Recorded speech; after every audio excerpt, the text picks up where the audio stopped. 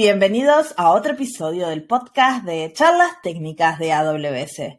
Mi nombre es Marcia Villalba y soy Developer Advocate para el equipo de AWS Serverless. Y estamos en el casi último episodio de la temporada 3 del podcast, episodio 21.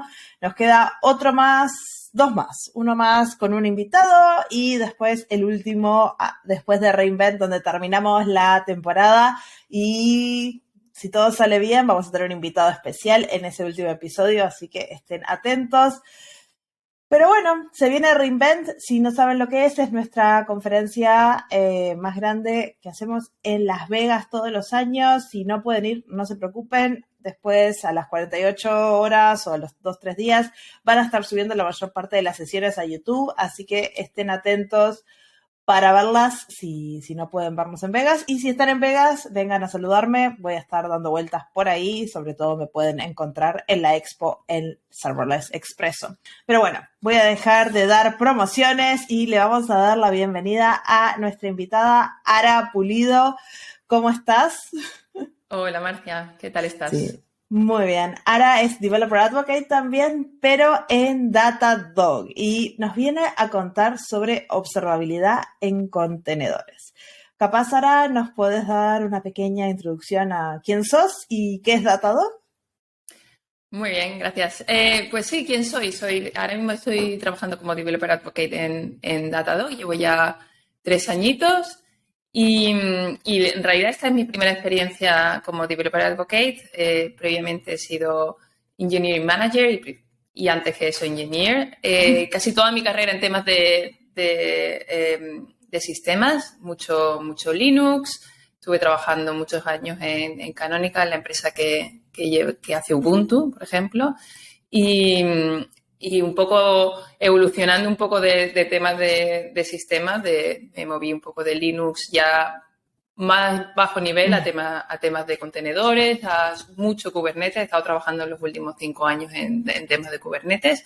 Y contenedores y Kubernetes es a lo que me dedico también aquí en Datadog, que es donde me enfoco mi energía. Y de lo que probablemente sepa más, y por eso el tema de hoy va a ser observabilidad, pero un poco enfocada a temas de contenedores y específicamente a temas de Kubernetes. Sí, la semana pasada nos vimos justo en una conferencia y todo el mundo esta es una de las únicas charlas donde realmente hablan de Kubernetes. La gente estaba flipando, como dicen los españoles ahí, de toda la profundidad que tocaste. Para mí era un poco de chino, pero estaba todo el mundo súper contento porque no mostraste ahí un Hello World en contenedores. Te fuiste a cosas súper complejas y arquitecturas de verdad, así que si tienen la oportunidad de ver a Ara hablando de Kubernetes y están en ese mundo, vayan, que estaba todo el mundo encantadísimo con tu charla. Gracias. Con la tuya también. Sí, la mía no tenía nada de Kubernetes. No. Pero sí, así que hoy vamos a estar hablando de contenedores, no solo de Kubernetes, un poco de todo tipo de contenedores. Si no saben, en AWS hay como 18 formas de hacer contenedores. Sí. Y bueno, y un poco, y introducir también un poco Datadog también. Claro. O sea, el tema de que estemos hablando de observabilidad es porque Datadog es eso, es básicamente una plataforma de observabilidad y seguridad que lo que ayuda un poco a las empresas es a mejorar la observabilidad de la infraestructura que tengan debajo y también de las aplicaciones que tengan encima de esa infraestructura, ¿no? Y es un sistema, una aplicación SaaS, ¿no? que se puede contratar. Y un poco vamos a hablar de observabilidad en general de contenedores, pero bueno, evidentemente algo específico tendré que decir de Datadog porque es lo que más conozco, ¿no?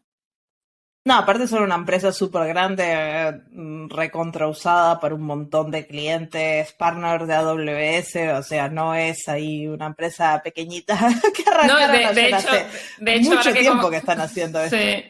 De hecho, que comentas que reInvent, Datadog estará en reInvent, así que si os interesa saber un poco más, yo no estaré en reInvent, no, ¿sabes? No viajo a Las Vegas, pero si están por ahí, pueden visitar el booth de Datadog y conocer un poquito más lo que hacemos. Sí, y siempre tienen buen swag, así que... Tenemos un logo muy bonito con un perrito. Por eso, exacto. Así que bueno, vamos a saltar un poquito a qué es observabilidad, y porque muchas veces la gente piensa en observabilidad como que es, no sé, un término nuevo ahí de trendy que inventó marketing, porque muchas veces nos pasa que hay un montón de esos términos en serverless, donde marketing es muy bueno haciendo nombres y el término es lo mismo de antes, pero con un término brillante. ¿Es observabilidad algo así? ¿O es lo mismo que monitorización, pero con un poco de maquillaje? ¿O qué es? Bueno, en realidad está relacionado, ¿eh? Está relacionado observabilidad y monitorización.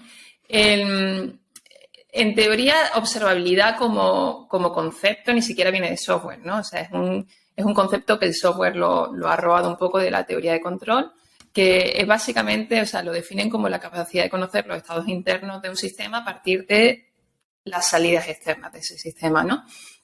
Entonces, se basa un poco en que la persona que está observando un sistema está fuera, ¿no?, de ese sistema. Entonces, conocer ese sistema solo podemos hacerlo a través de lo que ese sistema nos va a ofrecer hacia afuera, ¿no? O sea, no podemos introducirnos dentro de ese sistema para entenderlo, sino que ese sistema nos tiene que dar suficiente información para poder entender lo que está pasando, ¿no? Y yo creo que una de las diferencias que me gustan decir entre monitorización y observabilidad es que monitorización es un verbo, ¿no? O sea, tú monitorizas, ¿no? Es algo que una persona activamente está haciendo, ¿no? Observabilidad, en cambio, es un adjetivo, ¿no? Es una cualidad. Entonces, es como que se cambian las tornas, ¿no? Cuando hablábamos la monitorización antiguamente, ¿no? Cosas como sistemas como Nagios, ese tipo de sistemas de monitorización, es simplemente es algo que se hacía y intentabas entender el sistema simplemente haciendo eso activamente, ¿no? Observabilidad es pasar a decidir que para que se pueda monitorizar un sistema correctamente, depende mucho de la capacidad que tenga ese sistema de entregarte los datos necesarios, ¿no?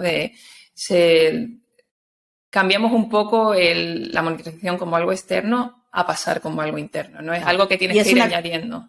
Es una característica del software, eso significa que tenemos que diseñar para eso. No es antes que, bueno, es problema de ops que se manejen. Ahora nosotros como creadores de software tenemos que decir, bueno, nuestro sistema tiene que ser mantenible, tiene que ser observable. Es un requerimiento no funcional al cual tenemos que diseñar.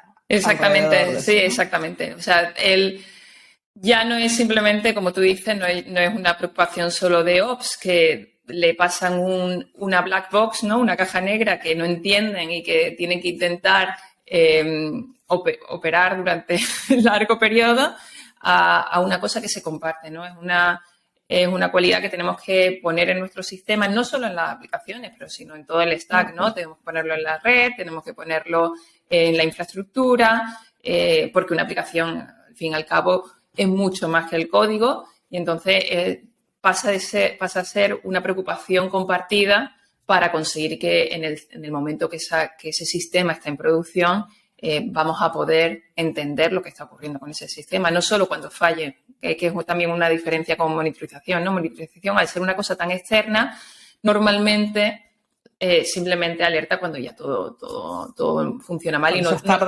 no sabemos ni dónde empezar, ¿no? Observabilidad es como mantener ese conocimiento de lo que está ocurriendo en ese sistema durante todo su ciclo de vida. Claro. ¿Y qué tipo de herramientas tenemos para observar un sistema? Pues básicamente, evidentemente hay muchísimas herramientas y eso es una de las cosas que por eso quizá se están generando tantas soluciones distintas para el tema de observabilidad, y es porque para conseguir entender un sistema tan complejo como un sistema distribuido se requiere muchísima información y también la capacidad de analizar esa información, ¿no? La capacidad de analizar datos simplemente, ¿no? Pero al fin y al cabo, lo primero, una de las cosas que se habla mucho por lo menos hace quizá cada vez menos, ¿no? Pero a lo mejor hace 5 años, cuando empezó a utilizarse más estos términos, se hablaba de los famosos 3 pilares de la observabilidad, ¿no? Que decían que eran las métricas, los logs y las trazas. Pero ese simplemente como, digamos que es como la base, ¿no? Observabilidad es mucho más que eso. De hecho, observabilidad no es eso, ¿no? Eso simplemente son datos con los que luego vamos a poder trabajar para hacer nuestro sistema observable. Pero al fin y al cabo, por algo hay que empezar, ¿no? Una de las cosas que a mí tampoco me gusta mucho de esta dicotomía entre gente que dice los 3 pilares de observabilidad y la gente que simplemente rechaza y dice eso no tiene nada que ver con observabilidad. Estoy de acuerdo que eso no es observabilidad, pero que sí al fin y al cabo es como la base, la telemetría que necesitamos, muchísima más telemetría, no solo eso, pero al fin y al cabo una cosa no quiere decir que métricas, logs y trazas sea observabilidad, pero tampoco quiere decir que observabilidad podamos conseguir sin ese tipo de cosas, ¿no? La información, a ver, también puedes hacer, la monitorización viene de las métricas, de los logs y las trazas, capaz no tanto, teníamos más métricas porque las trazas capaz es algo un poco más moderno para sistemas distribuidos, pero igual es algo que lo necesitaban para poder monitorizar, o sea, la clave es cómo lo usamos y cómo creamos un sistema alrededor de esa telemetría para hacer el sistema observable, para que no tengamos que estar todo el día mirando una pantallita a ver si algo falló o rezándole al mundo que nos aparezcan carteles rojos por todos lados sin verlo venir, que nuestra... Sí, efectivamente. O sea, al fin y al cabo la telemetría es el requerimiento básico y algo por lo que empezar. Entonces, lo mínimo indispensable, digamos. ¿Y habría algún pilar nuevo que tenemos que tener en cuenta o algo? Hombre, hay que está viniendo. No, muchísimas cosas como temas de, por ejemplo, ahora se trabaja mucho también, o sea, se considera también a lo mejor profiling como un pilar nuevo o front-end performance o todo lo que nos haga entender mejor nuestra aplicación. Y el tema, o sea, por ejemplo, el tema de profiling también es muy importante en el sentido de que es interesante en un sistema distribuido ver cómo funcionan todas las cosas en conjunto, pero al fin y al cabo el código también sigue siendo importante, ¿no? Entonces, si no entiendes lo que está pasando dentro de una misma función, por qué va lento, por qué va rápido, y es algo muchísimo más específico de a lo mejor de un lenguaje. Pero sí, el tema de poder entender network monitoring también podría ser. También es que si nos ponemos a pensar todo el tipo de información que necesitamos para entender un sistema complejo y un sistema distribuido, no paramos. Entonces, definitivamente podemos decir que esos son los 3 pilares, pero hay muchísimos. De hecho, hay más pilares. Exactamente. Hace poco salió un artículo que decía, creo que decía los 8 pilares o los 8 pilares de la observabilidad, ¿no? Y entonces como parece que vamos simplemente aumentando, pero en cierto modo no, como comentabas, la telemetría no es lo más importante, también es muy importante para poder analizarla y eso es lo que realmente hace que un sistema sea observable o no. Claro. Y entonces tenemos esta telemetría que pueden ser 8, 10, 3, los que esté de moda o lo que hayamos descubierto para el momento que publiquemos este episodio. Y cómo la obtenemos, ¿no? Porque, bien, nosotros podemos programar ahí una métrica, pero eso, ¿a dónde va? ¿Qué herramientas? Sí, yo creo que podríamos pensar que, sobre todo en el mundo que vivimos de las clouds y las public clouds, yo creo que en cierto modo podemos separar, ¿no? Las cosas que son específicas para la cloud de las cosas que son independientes, por así decirlo, independientes de la cloud, ¿no? Entonces, en tema de AWS, por ejemplo, CloudWatch, para métricas y logs, está clarísimo, un servicio que usa prácticamente bueno, muchísimos clientes, ¿no? De AWS. Porque una de las cosas que cuando estás en la public cloud, una de las ventajas de utilizar a lo mejor servicios que estén directamente asociados a la cloud es que la parte de desconocimiento de lo que está pasando, por ejemplo, en temas, por ejemplo, de que tú eres una experta, ¿no? En temas de serverless, ¿no? Que cierto modo, desde el punto de vista externo de un desarrollador o desarrolladora, no sabemos, ¿no? No sabemos qué está ocurriendo a nivel de infraestructura porque es una de las ventajas, no tenemos acceso. Claro, y es una de las ventajas, ¿no? Una de las ventajas es poder delegar todo eso. Y entonces, utilizar servicios como, por ejemplo, CloudWatch, el beneficio es que la cloud sí sabe lo que está pasando debajo, ¿no? Porque son ellos los que lo mantienen, ¿no? Entonces, pueden obtener ese tipo de telemetría fácilmente.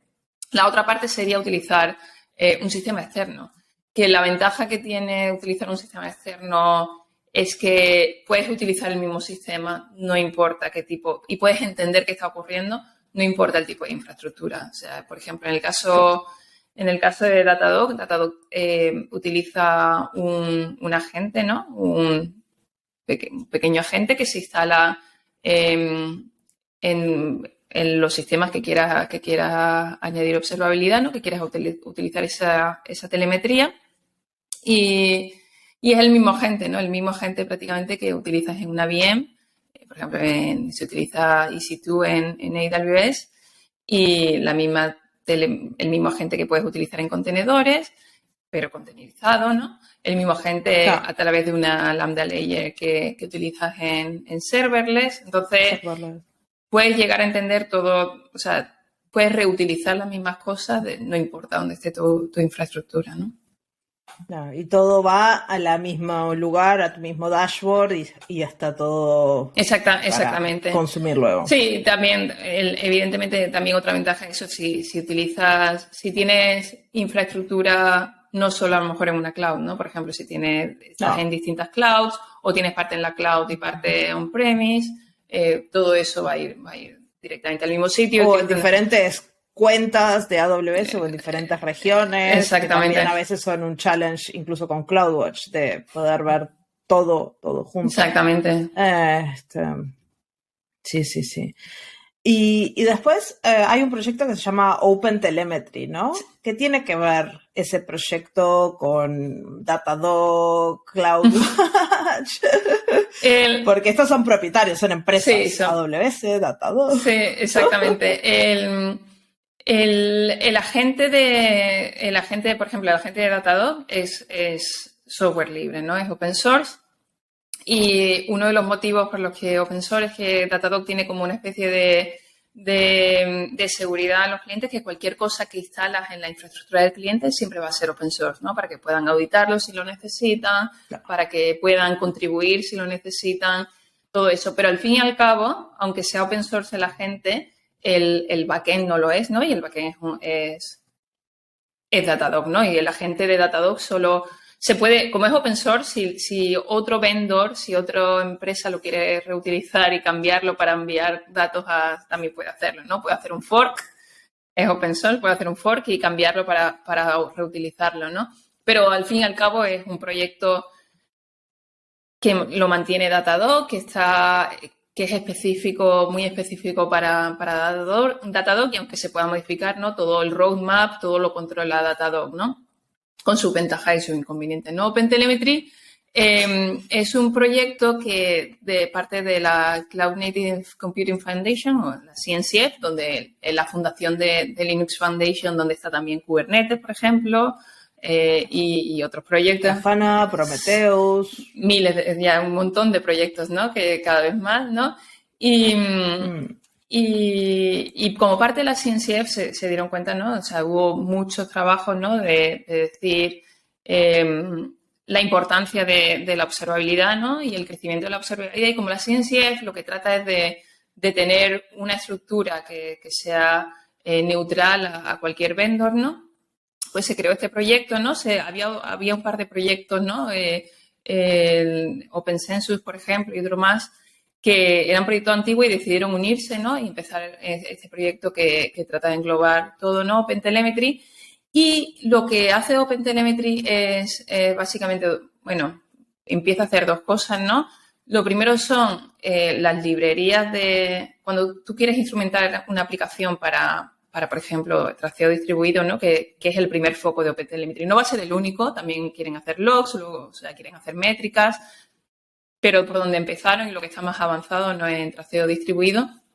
Cuando tú instrumentas una aplicación para traceo distribuido, necesitas añadir una serie de librerías de instrumentación a tu aplicación, ¿no? Entonces, esas librerías de instrumentación también las hay vendor specific. Por ejemplo, AWS tiene las librerías de X-Ray, efectivamente, X-Ray. Datadog tiene sus librerías de instrumentación también son open source, pero bueno, son librerías de Datadog. Pero también existe OpenTelemetry hace las propias librerías. ¿Qué ventaja tenemos utilizando con OpenTelemetry? En la librería de OpenTelemetry, que tu aplicación, básicamente lo que hace OpenTelemetry es decir, mira, el código, que es lo que es tuyo, ¿no? Lo que va a ser más difícil de modificar, si lo quieres modificar en el futuro, lo hacemos neutral al vendor, ¿no? Hacemos estas librerías que da igual qué vendor utilices, ¿no? En el backend. Y luego, todas esas trazas que se generan, que son trazas específicas de un modelo específico de OpenTelemetry, los vendors que acepten OpenTelemetry, en el backend entienden ese tipo de trazas y deciden y sirven como si hubieran sido trazas generadas por ejemplo, por las librerías de Datadog, ¿no? Y entonces Entonces, básicamente, como desarrollador, vos usas las librerías, no sé, crear nuevo segmento, no me acuerdo cuáles son en OpenTelemetry, haces tu traza, tu segmento, y después, no sé, Datadog, X-Ray, podrán consumir eso como si las hubieran generado con la librería de X-Ray o la librería de Datadog, y eso hace que sea súper portable. Exactamente. Entonces, sí, en mucha gente, por ejemplo, que no utiliza una única solución de observabilidad, utiliza, por ejemplo, para logs, utilizan, no sé, Elastic, y para métricas Datadog, Entonces, utilizando OpenTelemetry te permite, pues, también un poco decidir a qué backend o si quieres luego migrar a otro tipo de solución, etcétera, etcétera, ¿no? Eso a nivel de librería, lo que también hacen es un equivalente, por ejemplo, a la gente de Datadog. O sea, una cosa es generar todas esas trazas que está generando tu aplicación y luego cómo las envías, ¿no? Y ese cómo las envías suele ser eso, un agente que se está ejecutando o bien en tu nodo de Kubernetes o en tu máquina virtual o directamente como un sidecar, ¿no? En un contenedor y obteniendo todas esas métricas y enviándolas, ¿no? al backend. Entonces, eso lo hace, por ejemplo, la gente de Datadog, pero también lo hace un pequeño software un pequeño proyecto de OpenTelemetry que se llama el Collector, ¿no? Y el Collector funciona igual, ¿no? Coger todas esas métricas y enviarlas a Datadog, ¿no? A Datadog o a New Relic. Vamos a hablar un poquito más del challenge de cómo funcionan los collectors, porque una cosa en las máquinas virtuales que están para siempre y en los contenedores o en las funciones serverless que son más efímeros. Sí. Por eso es importante tener ese tipo de librerías que lo hagan por ti. Porque... Efectivamente. Y entonces eso, el dar un poco también la libertad, ¿no? O sea, nosotros en Datadog, por ejemplo, tenemos clientes que utilizan las librerías de OpenTelemetry, pero luego utilizan el agente de Datadog para llevar esas trazas a Datadog. Otros clientes utilizan el Collector, pero utilizan nuestras librerías. Entonces, la facilidad de poder decidir, ¿no? De qué usar. Y hay clientes que utilizan todas las cosas de Datadog, porque también la ventaja un poco... Bueno, o sea, ya es dar un poco la libertad, ¿no? La libertad de elegir, la libertad de qué es lo mejor para tu caso de uso. Sí, es como todo. Kubernetes es súper portable, es más complicado de hacer, capaz decís, no, yo no necesito esto, me voy a un mundo serverless que es mucho menos portable, pero es capaz más sencillo de arrancar y más fácil de montarte algo, después lo querés migrar, pero bueno, siempre los riesgos. Claro. ¿Cuántas veces vas a migrar una aplicación? ¿Lo tenés que hacer? ¿No lo tenés que hacer? No sé, lo mismo con este tipo de proyectos que, bueno, si Datadog es más fácil, me lo da todo, voy por Datadog y bueno, no necesito OpenTelemetry, capaz. No tengo intenciones de usar 37 diferentes servicios o mezclar, con lo que tengo me alcanza y voy con eso y ya. Bien. Sí, yo creo que lo importante es eso, dar las opciones. Y OpenTelemetry es un proyecto que está muy avanzado, que yo creo... Nunca se sabe, ¿no? Con los proyectos open source nunca se sabe cuál va a ser el proyecto ganador, ¿no? El proyecto que es como Kubernetes, ¿no? Kubernetes cuando empezó nadie sabía si iba a ser el orquestador de contenedores open source que iba a ganar, ¿no? Y ya se ha demostrado que sí. Pues OpenTelemetry parece que va por el mismo camino, ¿no? Nunca se sabe si al final se va a conseguir o no, pero parece que es el proyecto en el que están más empresas apostando por él, incluyendo Datadog. Datadog contribuye a OpenTelemetry, pero muchas otras empresas, ¿no? Entonces, cuando se ve que hay un proyecto que aúna esos esfuerzos, tiene muchas posibilidades de que al final sea por el que hay que apostar si lo que le interesa a los clientes es utilizar este tipo de proyectos. Claro. Y con eso ahora tenemos una idea de lo que es la observabilidad, lo que es la monitorización, de las formas de obtener la telemetría, de qué es esto de la telemetría. Capaz podemos entrar a hablar en el tema de hoy, que es observabilidad en contenedores, y podemos empezar un poquito hablando de qué diferencias hay con contenedores específicos y dentro de los contenedores son todos iguales. Bueno, claro, es buena manera de empezar. Los contenedores simplemente una abstracción, ¿no? Una abstracción que se hizo utilizando una serie de tecnologías que ya existían en el Linux de kernel, ¿no? Y en el kernel de Linux y que un poco el Docker hizo que popularizarlo, ¿no? O sea, hacerlo fácil, ¿no? O sea, las tecnologías ya estaban allí, ¿no? Pero hacía falta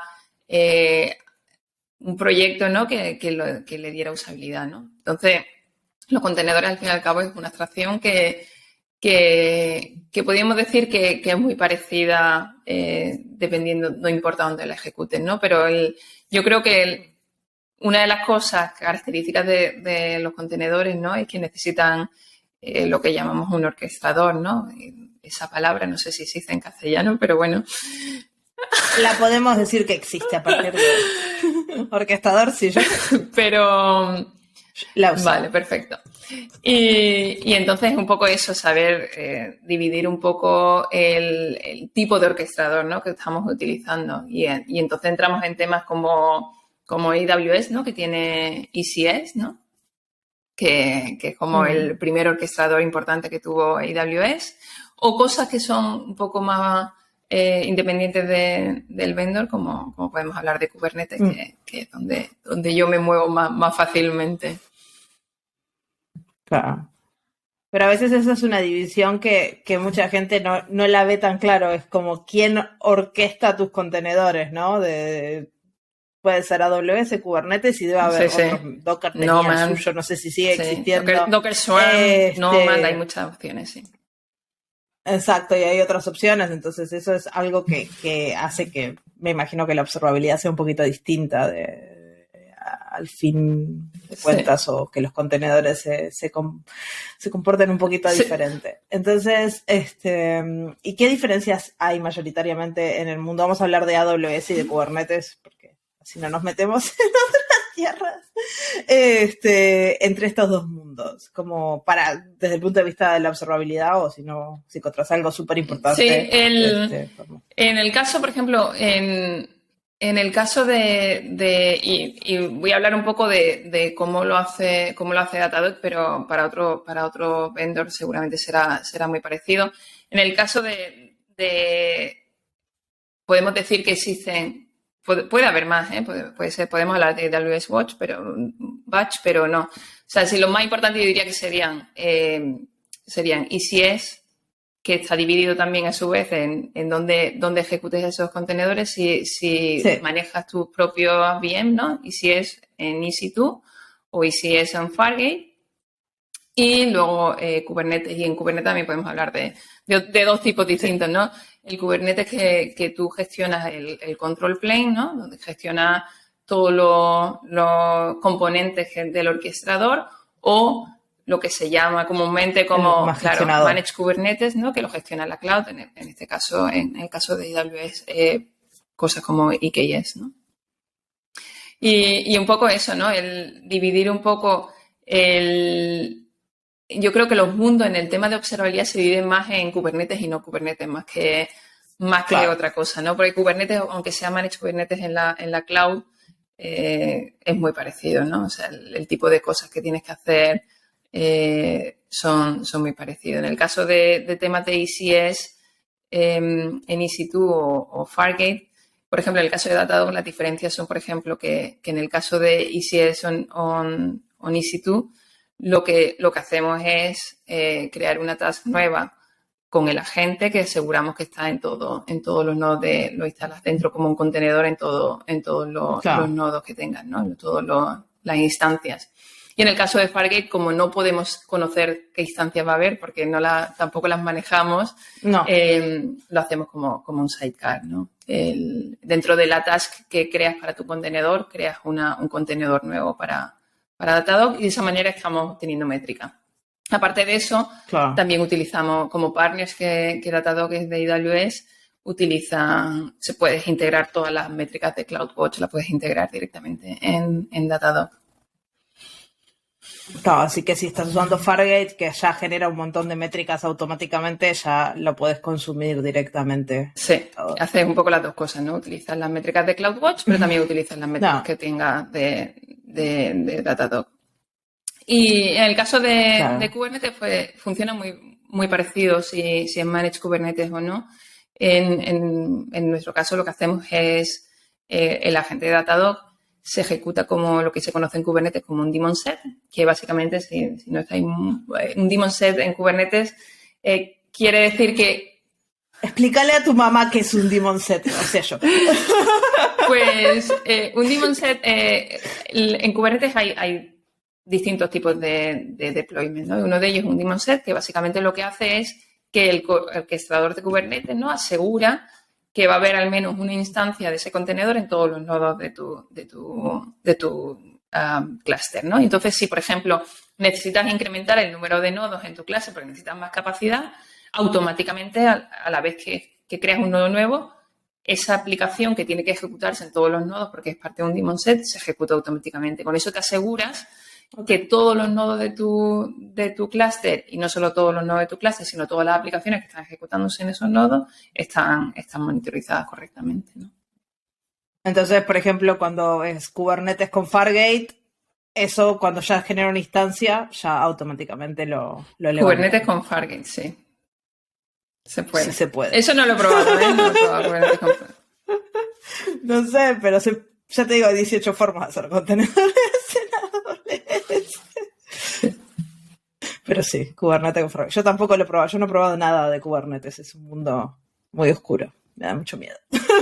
No es para nada oscuro, ¿eh? En realidad, cuando conoces las 4 cosas básicas de cómo funciona, de repente todo tiene sentido, ¿no? No sé. Parece muy adictivo, aparte. Todo el mundo ahí habla de Kubernetes, sí. Prefieres mantenerte al margen, ¿no? Sí, yo me quedo en el otro lado del espectro. Así que bien, tenemos esos dos mundos. Pero me imagino que al final los challenges, capaz o no sé, de gestionar contenedores sin importar los mundos, más allá de cómo despliegues el agente, suelen ser los mismos, ¿no? De qué cosas tenemos que mirar, de cómo gestionar estos agentes, cuáles son las métricas importantes, o hay alguna diferencia muy grande entre uno y otro. Hay algunas diferencias, claro, porque, por ejemplo, en el caso de Kubernetes hay métricas muy específicas a Kubernetes, pero algunas de las cosas características de monitorizar contenedores son muy parecidas, ¿no? Y yo creo que la más importante y la gran diferencia cuando monitorizamos contenedores, que al final es infraestructura de compute, si nos ponemos es todo básicamente lo mismo, ¿no? Pero yo creo que sí, al final siempre hay servidores atrás de todo. Yo creo que una de las grandes diferencias entre, que también puede ser parecido con serverless, ¿no? Con contenedores y por ejemplo, con cosas como VMs o incluso on-premise, ¿no?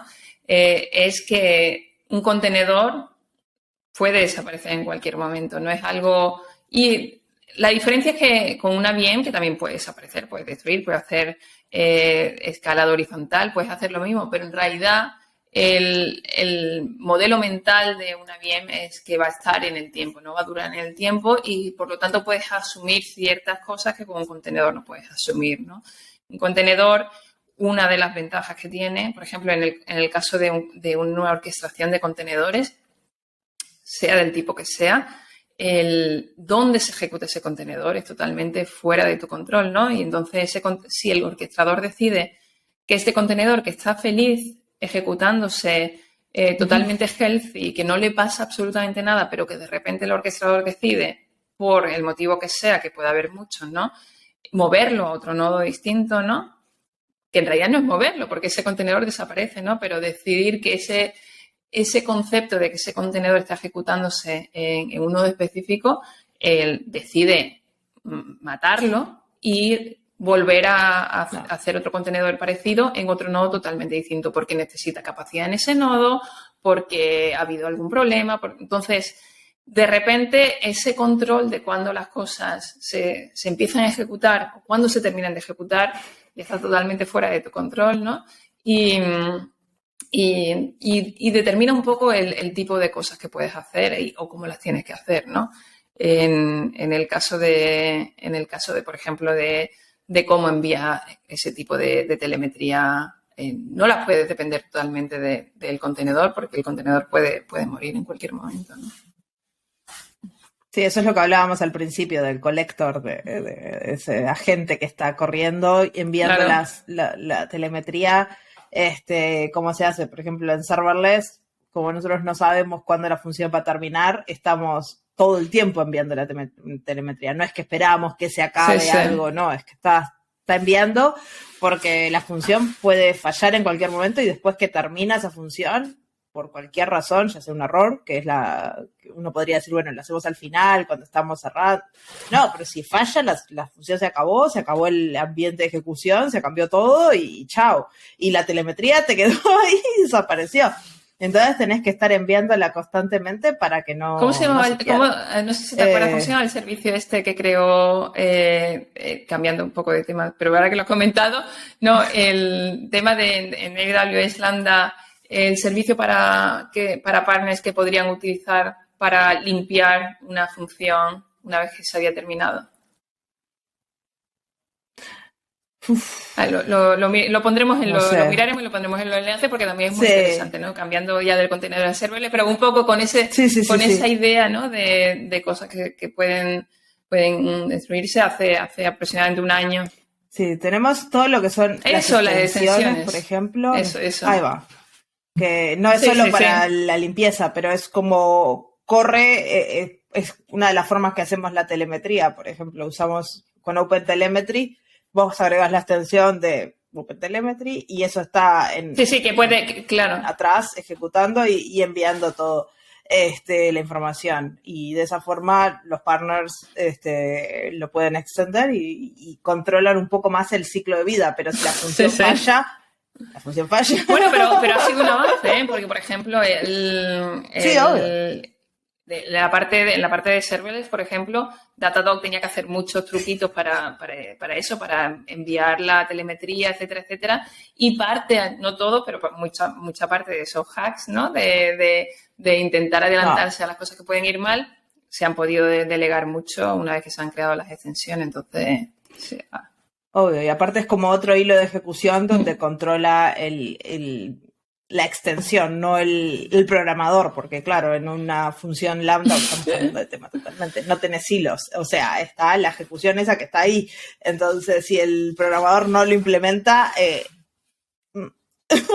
en cambio con la extensión ahí los partners, por ejemplo, puedes enviar las métricas, y aunque el programador diga que no lo hace, la extensión sí lo hace, entonces...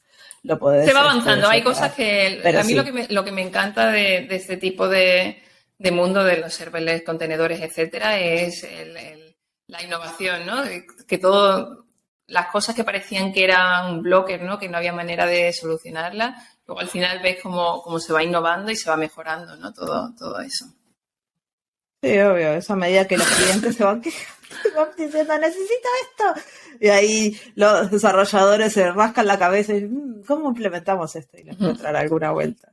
Pero sí, lo de los agentes, eso es algo importante a tener en cuenta. Y después, ¿qué otro tipo de challenges? Porque me imagino que hay algo. Sí.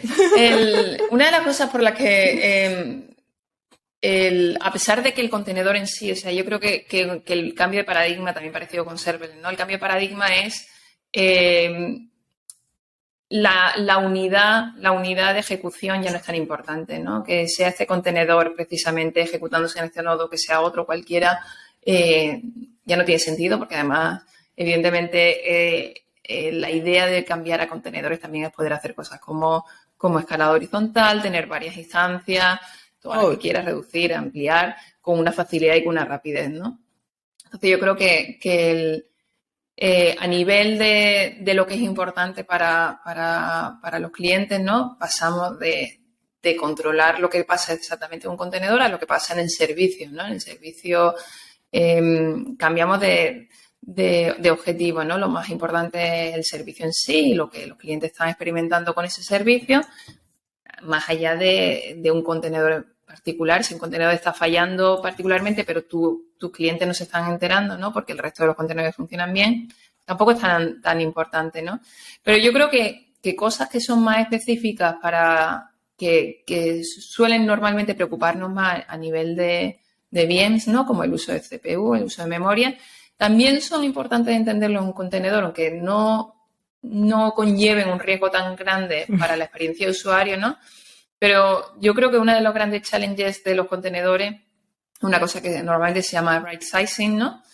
Que es cuando tú defines un contenedor, ya si lo defines en ECS como una task o en Kubernetes como un pod, normalmente lo que le reservan, ¿no? Hay una cosa que se llama request, ¿no? En el caso de Kubernetes, donde tú dices la CPU y memoria que necesita tu contenedor o que crees que necesita tu contenedor.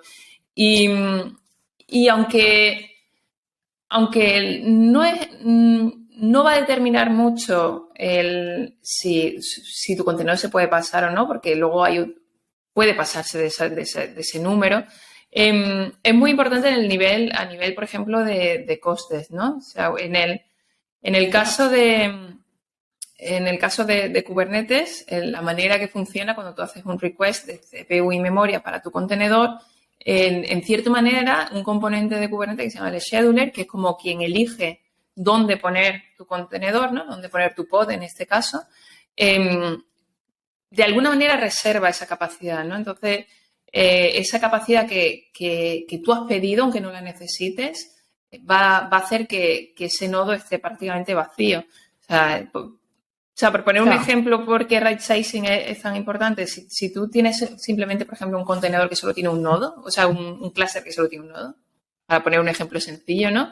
Y ese nodo tiene cuatro cores de CPU y tú dices, mi contenedor va a necesitar 3 y luego al final solo utiliza medio, ¿no? A lo mejor ni siquiera en pico, claro, ¿no? Está utilizando medio. Pero si ahora otro contenedor quiere también entrar, ¿no? Y decide que requiere, por ejemplo, 2 cores, ya el scheduler va a decir no tengo sitio, aunque realmente tenga sitio, porque ha reservado ya los 3 cores, lo ha reservado para el otro contenedor, ¿no? Aunque no lo esté utilizando. Entonces, todo ese espacio, al final lo que tendrías que hacer es añadir un nodo más, con todos los costes que eso incluye, ¿no? Añadir un nodo más al clúster cuando en realidad hay sitio de sobra, ¿no? Espacio, entonces, claro, el entender el uso de CPU y memoria de tu contenedor, yo creo que es muy, muy importante, sobre todo para temas de right sizing. Y esto aplica en serverless tal cual, porque claro, vos decís, nadie está dándome capacidad así como en contenedores, pero si vos le das una función 3 gigas y capaz no los necesita de memoria y CPU, te saldría mucho más barata si le das 128 megas y podría funcionar. Y entonces ahí es lo mismo. Exactamente. Y eso te dan las métricas y el análisis de esas métricas. Sí, y sobre todo obtener esas métricas durante un tiempo, ¿no? Porque evidentemente va a haber picos y entender cosas como el uso el percentil 95 o el percentil 98, dependiendo de lo que Exacto. quieras utilizar de margen, ¿no? Pero entender a largo periodo, ¿no? A largo periodo de tiempo, ese largo periodo depende de vuestro caso de uso, ¿no? Cuál sea, pero entender, por ejemplo, eso. ¿Cuál es el percentil 95 de uso? Seguramente más que eso no necesitas que poner. Exacto. Entonces, ¿qué métricas serían como las importantes? Ya hablamos del CPU, la memoria, para contenedores. ¿Qué métricas deberían buscar nuestros oyentes? Pues una cosa importante y no tanto de contenedores, ¿no? Volvemos a cambiar, ¿no? O sea, cambiar y pensar más en el servicio, ¿no? Y entonces cuando pensamos más en el servicio que está dando que está dando un servicio a un cliente, se habla mucho ¿no? de las Golden Metrics, ¿no? De cosas como el tráfico, la latencia, el número de errores. Ese tipo de métricas son casi las primeras por las que hay que empezar y yo creo que eso también exactamente igual en serverless. Es que todo de manera distinta, obtener la telemetría de manera distinta, pero eso es básico, ¿no? Y además son el tipo de métricas normalmente que también se utilizan para el escalado horizontal, ¿no? O sea, mucha gente al principio cuando empieza, por ejemplo, con Kubernetes, empieza a hacer el escalado horizontal usando cosas como la CPU y la memoria, que también Kubernetes te deja, pero que no tiene mucho sentido, ¿no? Que se haga con CPU y memoria, que son métricas que evidentemente a nuestros clientes ni les afectan ni les interesa, ¿no? Entenderlas, ¿no? Y entonces eso, utilizar cosas como eso, el tráfico, la latencia, etcétera, son métricas muy necesarias para empezar, sobre todo por eso, porque yo creo que son las más importantes para determinar el escalado horizontal, que es importante para mantener la calidad. ¿Y la latencia de dónde la sacamos? Porque eso es una métrica la latencia, ¿no? normalmente se hace, o sea, en el caso de por eso es tan importante el traceo distribuido, ¿no? Ese tipo de métricas se generan normalmente con distributed tracing, con traceo distribuido, básicamente porque todo el tema de performance de un sistema distribuido es muy fácil de analizar con distributed tracing, porque básicamente en distributed tracing lo que pasa es que cuando un usuario hace una request, ya sea un usuario real o un usuario de otro servicio, ¿no? Él hace una request, esa request hasta que recibe una respuesta pasa por varios servicios, ¿no? Entonces, esa unión de puntos entre todos los servicios hasta que recibes una respuesta es lo que se llama una traza, pero cada trocito de esa traza, pasando de servicio en servicio, es lo que se considera un span. No sé cómo se traduce span en castellano, en español, ¿hay una traducción? Segmento. No sé, puede ser. ¿segmento? Yo le digo segmento me parece bien. Bueno, segmento o span, divide en cada servicio. Entonces, a partir de ahí puedes determinar, se analizan ese tipo de datos y lo bueno que todo ese análisis ocurre transparentemente, ¿no? Por este tipo de plataformas de observabilidad. O sea, la telemetría en sí que se obtiene no tiene esos datos, pero se analizan en el backend y al final todo queda muy bonito, ¿no? Te dicen exactamente qué latencia ha habido entre este servicio y este servicio, el número de requests per second, ese tipo de datos que son los importantes, ¿no? Sí. Y la latencia es una de esas cosas que pueden romper un sistema, o sea, puede estar todas tus partes individuales funcionando precioso, pero si tenés una latencia que es mala, que al usuario le afecta, puedes tener una experiencia de usuario o conexiones con servicios que hagan timeouts, o sea, la latencia es un problema muy grande en los servicios distribuidos y el testing y el análisis de esta información es súper importante. Muchas veces pensamos, como decir, CPU, memoria y no. No, los usuarios no les interesa saber si tuviste un pico de CPU a las 3 de la mañana. No se van a dar cuenta.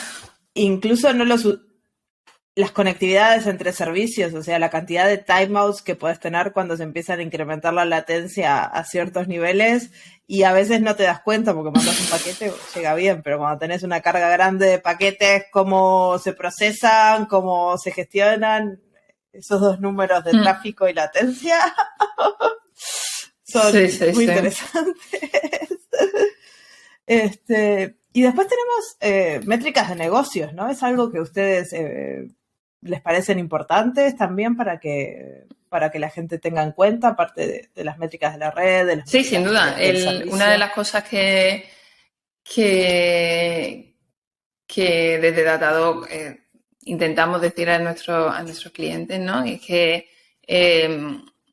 aprovechen, ¿no?, toda la infraestructura que ya se ha creado, ¿no?, para obtener esas métricas de infraestructura, todo ese tipo de trazas, todo eso, para también hacer métricas customizadas para su negocio, ¿no? El utilizar todo el sistema de observabilidad no solo para entender que la aplicación está funcionando correctamente, sino también que está obteniendo los objetivos de negocio, ¿no? El añadir métricas, por ejemplo, si tienes una parte del código que sirve para, no sé, para distinguir entre un path de ejecución u otro, a lo mejor esa diferencia entre el path de ejecución no solo determina qué está pasando en tu código, sino determina también algún tipo de métrica de negocio que queremos entender, ¿no? Entonces, añadir ese tipo de métricas customizadas en el código puede ser muy útil para entender, para tomar decisiones, ¿no? Para tomar decisiones de negocio, ¿no?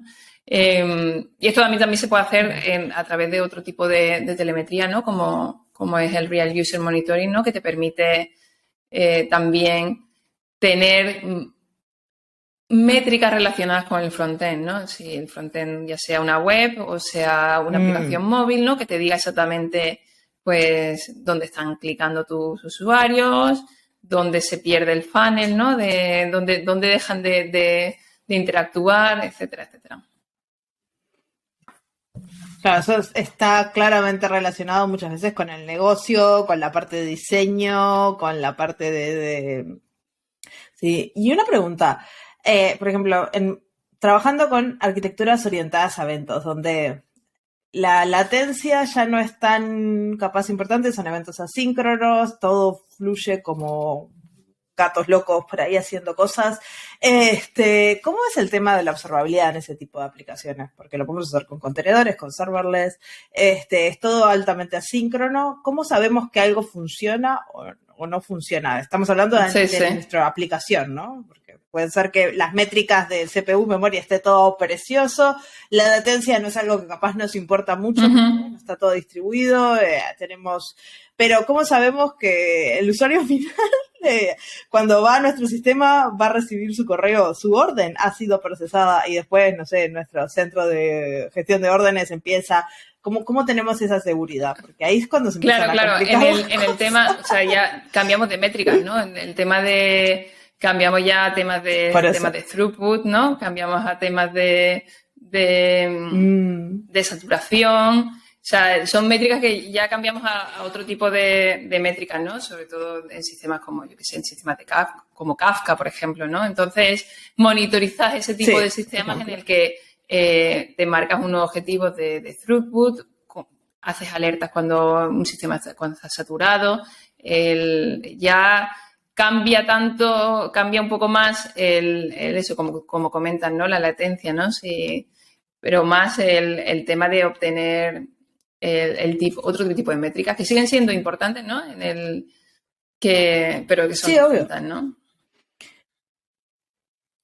Pero la clave acá, lo que quiero mostrar es que hay muchas más métricas de las que estamos acostumbrados a mirar. A veces vamos muy al contenedor, al pod, a la función, y en general nuestras aplicaciones hoy en día son muy complejas y hay muchas partes, desde frontend, desde sistemas que gestionan eventos, desde diferentes colas, PubSub, tenemos un montón de componentes que alteran todo esto y hay que mirar la big picture, ¿no? La foto entera, no solo el pod, que capaz eso no te dice nada, pero si lo miras desde arriba, y ahí es donde empieza la observabilidad a ser extremadamente efectivamente, potente. Y un poco eso, tener toda esa capacidad de tener todos esos datos que son totalmente distintos, ¿no? Pues eso, temas de red, temas de colas, temas de temas de ejecución y todo eso englobarlo y entenderlo desde un plano holístico, ¿no? De decir, y un poco, yo creo que esa es un poco la idea de la observabilidad, ¿no? No es solo, o sea, es obtener métricas de todo tipo, ¿no? O sea, telemetría de todo tipo, pero de una manera que puedas entenderla desde un punto de vista holístico, puedas entenderla globalmente y, sobre todo, relacionar cosas, ¿no? La famosa correlation, ¿no? Correlaciones de datos que nos pueden ayudar como personas, como inteligentes, ¿no? Porque es ahí donde viene también la capacidad humana, ¿no? De decir, o sea, entender posibles problemas, ¿no? que tenga tu sistema, posibles causas raíz basados en correlaciones, que a lo mejor parece que no tienen nada que ver, ¿no? Pero que nos pueden ayudar a entender o a investigar, ¿no? La investigación de la causa raíz, ¿no? Y ahí es donde las plataformas, por ejemplo, Datadog o CloudWatch, nos pueden ayudar a entender esas métricas más allá del número en sí, ¿no? ¿Qué cosas hace Datadog, por ejemplo, para componer toda esta cantidad de números bueno, sentido? De las cosas básicas, por ejemplo, son los dashboards, ¿no? Puedes crear visualizaciones que te permitan introducir distintos tipos de telemetría, aunque no sean ni siquiera del mismo tipo. Puedes tener métricas con trazas o con logs, etcétera, e intentar todo relacionarlo en una visualización que te permita entender rápidamente qué está ocurriendo. También temas de alertas, puedes generar alertas con distintos tipos de telemetría. Por ejemplo, solo me interesa la latencia, pero si que la latencia suba de tanto, pero sí esta otra cosa también está ocurriendo, ¿no? O sea, poder utilizar alertas definidas por distintos tipos de telemetría. Y luego también utilizar, una de las cosas que hace también Datadog y otro sistema es también utilizar temas de inteligencia artificial, ¿no? Para intentar, a lo mejor, correlaciones que no se te habían ocurrido, ¿no? Que podían estar conectadas. La inteligencia artificial tiene la ventaja, ¿no? de que no tiene esos prejuicios, ¿no? Que nosotros podemos decir, estas dos cosas no tienen nada que ver, nunca van a estar relacionadas, y de repente dicen, bueno, pues échale un vistazo porque aquí parece que sí están relacionadas, ¿no? Sí. Sí, a mí me gusta una de las cosas que tiene, por ejemplo, CloudWatch, que podés hacer alarmas usando inteligencia artificial. Entonces, las alarmas son inteligentes en el sentido que si tu sistema, no sé, de lunes a viernes capaz no tiene mucho tráfico, vos podés ponerla en cierto límite, después entiende que los días que tenés más tráfico están, y todo eso lo hace automáticamente. Entonces entiende cuáles son los límites los diferentes días, a las diferentes horas, y tus alarmas dependen del tráfico real de tu aplicación o del uso de tu aplicación. Y no te van a llegar mensajes un domingo cuando está todo el mundo en el sistema que te excediste en X, porque ya el sistema lo sabe, no es raro. Capaz el domingo te debería llegar una alarma de que no tenés suficiente o otra cosa, y eso hace que sea mucho más interesante cuando recibís un correo, de preocuparte de que ese correo es algo para... no son alarmas... malas, ¿no? De que al final es lo que queremos, ¿no? Exactamente, sí, un poco evitar eso, ¿no? Lo que se considera lo de la fatiga de alertas, ¿no? Recibes tantas alertas que al final las ignoras y pierdes el valor, ¿no?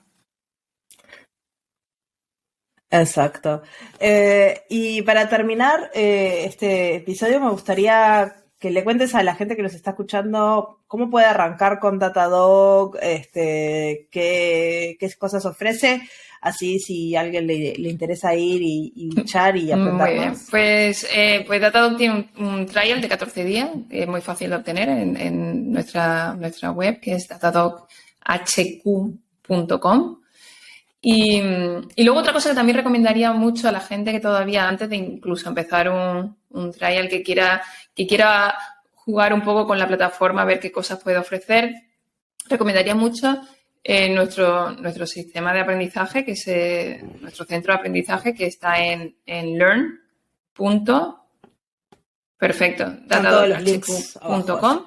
Y en nuestro centro de aprendizaje, una de las ventajas que tiene es que tienes, pues, por ejemplo, hay un curso para seguir con el mismo tema, ¿no? Un curso de cómo monitorizar Kubernetes, ¿no? Entonces, son cursos totalmente prácticos. Tú vas a tener tu propio, te provisionan tu propio clúster, ¿no? Un clúster de un par de nodos donde vas a poder trabajar como si fuera un clúster de Kubernetes que provisionamos, pero no solo provisionamos el clúster, sino que te provisionamos una cuenta asociada en Datadog, ¿no? Una cuenta y puedes hacer todos los casos prácticos con un clúster real que está ocurriendo y verlo en Datadog y ver qué ofrece de esa manera, ¿no? Entonces, yo creo que es el centro de aprendizaje genial para clientes actuales, pero yo también lo pienso para gente que se lo está planteando, ¿no? Y que quiere ver realmente cómo funciona y qué cosas podría obtener, ¿no?